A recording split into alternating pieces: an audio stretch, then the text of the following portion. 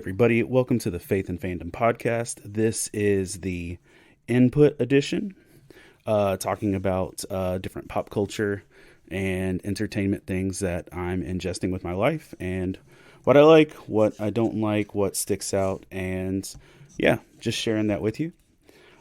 This edition, we're going to be talking about the new season of Jack Ryan. Around the World in 80 Days on Amazon. Actually, it's on PBS Masterpiece, but you can get it on Amazon.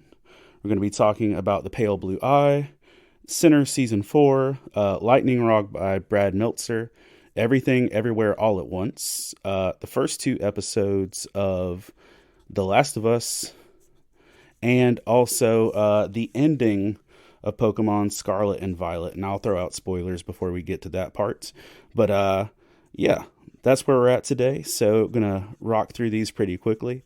I'm also doing a live over on TikTok while I'm doing this. So I might throw in some commentary on there as well for kicks and giggles. But for the most part, gonna jump right into it.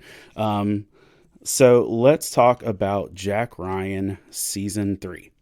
Now, I remember when John Krasinski was first announced that he was going to be Jack Ryan, it was still pretty recent with the Office not too far in his shadow, so it was a little bit unrealistic that for me to see John Krasinski in that big of a role. But I gotta say, it was, it's been really well done all the season so far. But I gotta say, season 3 really felt like they caught their stride, like that genuinely John Krasinski owned the role, and it didn't feel like it had to have a ton of setup. I really feel like that with the first two seasons, it felt like we're still trying to convince you that this is worth your time. Season 3 really felt like it jumped right in there to say, you're here, you know why you're here, let's get going. I will say that season 3 had the best blend of action, the best blend of intrigue, while still taking you on some international levels of stuff you won't normally see. And that's what I think I've enjoyed about the Jack Ryan series so far, is that it puts me on storylines and things that I don't normally experience, from some of the Russian subs to the culture to the food to literally everything. I think it's been a good experience, and seeing John Krasinski start as an accountant that ends up becoming diehard for Bruce Willis, it's a pretty good experience with that. So I'll just say this: if you've not watched Jack Ryan, the first 3 seasons are all out on Amazon Prime. It's actually really worth your time. Now, I will say that I enjoyed season 3 the most, and I think technically you could actually start with season 3 and not watch the first 2 seasons, but I don't necessarily recommend that. But season 3 is well contained enough that you could start with season 3 and just jump right in there with that. So, Jack Ryan, all 3 seasons, really enjoyable so far. We'll also add something that I found that is pretty much a gem that I think a lot of people saw exists, but not a lot of people actually have watched or knew they could watch, because it is PBS Masterpiece. And I know that everybody isn't rocking with PBS Masterpiece these days, but Around the World in 80 Days with David Tennant was freaking amazing. It's, obviously based on the novel. And most people just associate it with hot air balloons. I always remembered the Chipmunk Adventure, which was the Chipmunk movie from the 80s that was based on Around the World in 80 Days, where they just kept popping in water or a hot air balloon and flying around the world, singing some banger 80 tunes. That's actually still one of my favorite movies, is kids movies, is the Chipmunk Adventure. But Around the World in 80 Days with David Tennant has a nice little ensemble cast, 3 main leads, as they're trying to go around the world, but you also get some familiar faces. If you've ever watched British TV, you're going to recognize most everybody. But it gives David Tennant some strong Doctor Who vibes, but not the Doctor. Like, he's going on adventures, he's being put in places, he's experiencing things, but most of the time when the Doctor enters those situations, he's got a sense of, I'm in control, I've got a grasp on things, watch me work. And this time it's like he has no freaking clue. He's a bumbling idiot for the majority of the story, but he has the heart of the Doctor in it. I'll say this: there's some stuff, especially I think the train episode is one of the most satisfying in the whole show. But you can, if you don't have PBS Masterpiece and you don't have a way to watch it easily or organically, you can spend $14 and get the entire season at once on Amazon, and that's what I did. I wasn't really thinking, oh man, is 8 hours of David Tennant acting gonna be not worth $14? It was absolutely worth it. And there's rumor of a season 2, but I will say that season 1 is completely self-contained. You could stop with season 1 and never get more of the story, but it is out there. So Jack Ryan, fresh. Around the World in 80 Days, PBS Masterpiece. You can also access it on Amazon for a fee. It's good. Those have been two things I really enjoyed watching and experiencing with that. One that is a newer one, a Netflix original movie called Pale Blue Eye, which is an Edgar Allan Poe detective mystery movie. Starring, and this is a thing, this is a starring situation that I never in my life anticipated actually being legit. Is it stars Christian Bale and the dude who played Dudley Dursley from Harry Potter. Now, if you've watched things like The Queen's Gambit, you've seen that guy more recently in some really great acting roles. But it just still, it's hard for me to watch this thing and not think that's Dudley Dursley. That's Harry Potter's cousin. I mean, like, what's up? But it stars Christian Bale as a detective. But it stars Dudley Dursley as Edgar Allan Poe, a student in a military academy, young Edgar Allan Poe, but also helping to solve a crime. And it's a very, you'll get strong Edgar Allan Poe vibes from the entire story. But I will say this, the Dudley Dursley playing Edgar Allan Poe freaking nailed it. I thought he was wonderful, and if there was an entire series of him portraying Edgar Allan Poe, I'd watch that junk all day. Absolutely worth my time.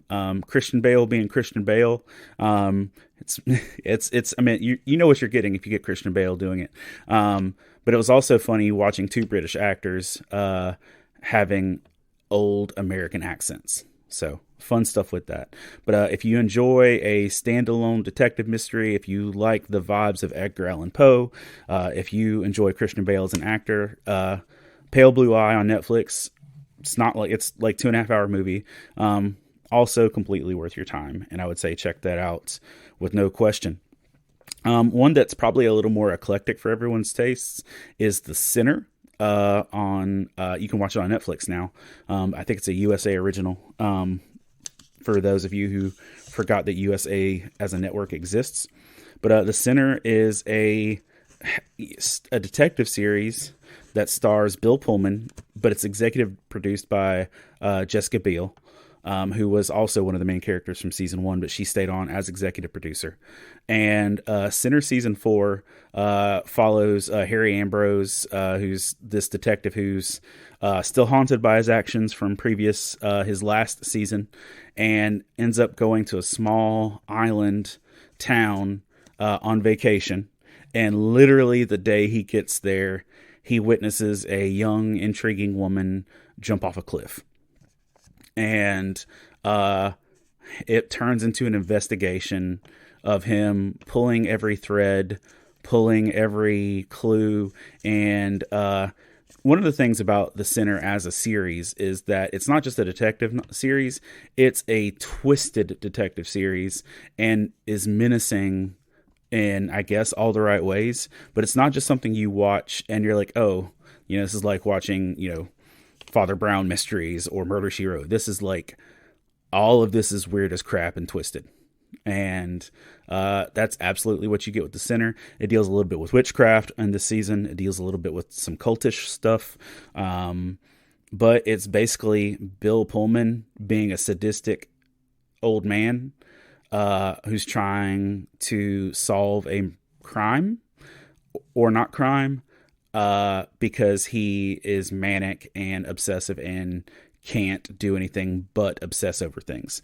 So it's Bill Pullman being dope Bill Pullman for, I've recently come to realize that there's some ladies that like old Bill Pullman. And so if that's your thing, you might enjoy that. Hi, user 907. Yeah, looks like a phone number. Hi.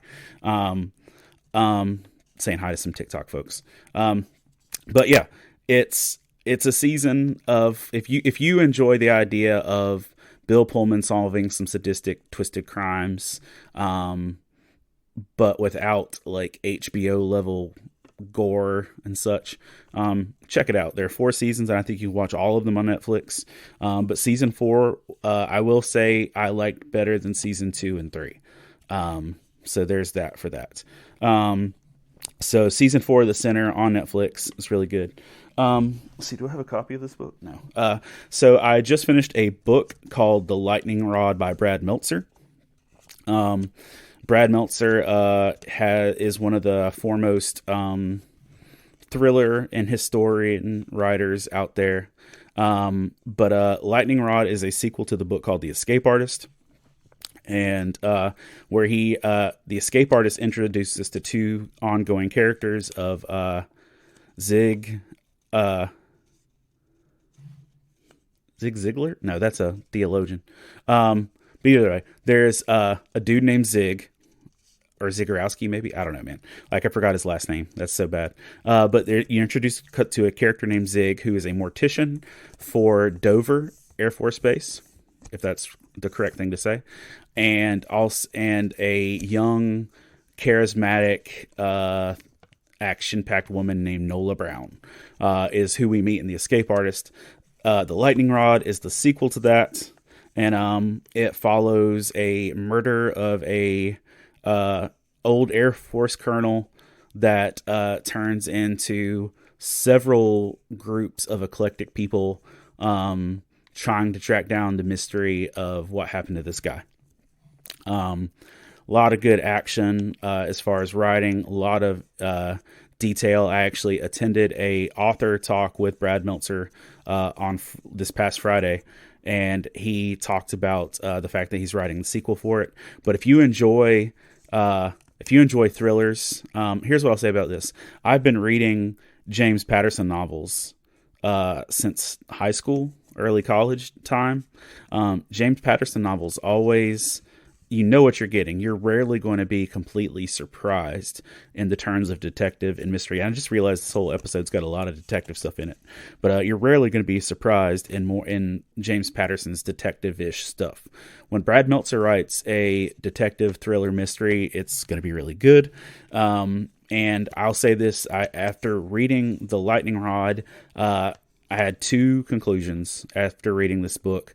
One is that it kept me guessing and questioning and surprised all the way to the end of the story. The other thing is I would actually really enjoy a movie or TV series based on these characters. So if you like thrillers, if you like mysteries, if you like creative things, if you enjoy a good thriller novel, I would highly recommend The Lightning Rod by Brad Meltzer. It did not disappoint whatsoever with that. Also throwing out there, Everything Everywhere All at Once. Finally got around to actually watching the whole thing, and I gotta say it was a freaking masterpiece.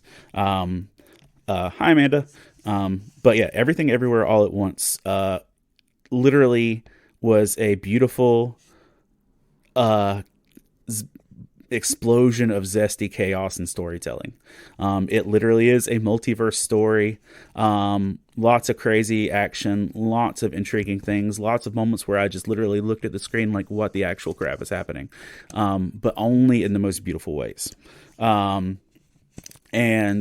phenomenal acting with it. Just for the whole multiversal thing. But one of the just craziest things is you get Jamie Lee Curtis with a really terrible haircut and a pouchy stomach doing ridiculous kung fu. And that was a crazy thing to me, of Jamie Lee Curtis just doing her thing in that condition. But also there's a whole world with people have hot dog fingers, so that's a thing. one of the best parts about the story for me, of just the whole, because I love, the behind the scenes and everything, is that the man who plays the husband in Everything Everywhere All at Once, it's a redemption arc for this guy as an actor. Because if you grew up in the 80s or you watched 80s movies, you would recognize this guy as Short Round from Indiana Jones. Hey man, how you doing? More TikTok folks. Hi. Doing well. But you would recognize this actor as Short Round from Indiana Jones, or Data from the Goonies.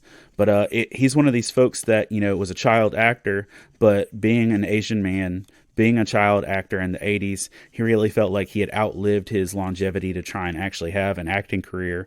And he said that he was watching Crazy Rich Asians, a couple years back, and thought, maybe there is still hope for me. Maybe I can actually have a chance to get back out in there. And then for him to be given this role in this film and see this dude like literally have one of the dopest martial arts scenes in recent history using a fanny pack as a weapon.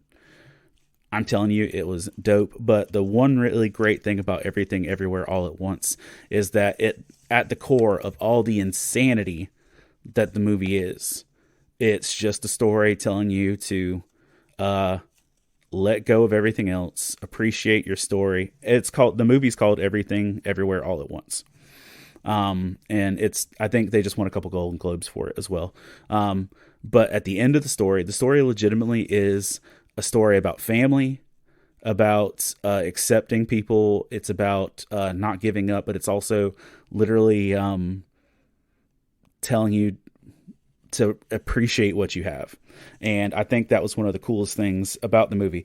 It is absolute insanity to watch. It is chaos. It is bonkers on fire with crushed red pepper sprinkled on top. It's that kind of nuts. Yeah, I would say it is absolutely worth your time. It's fun.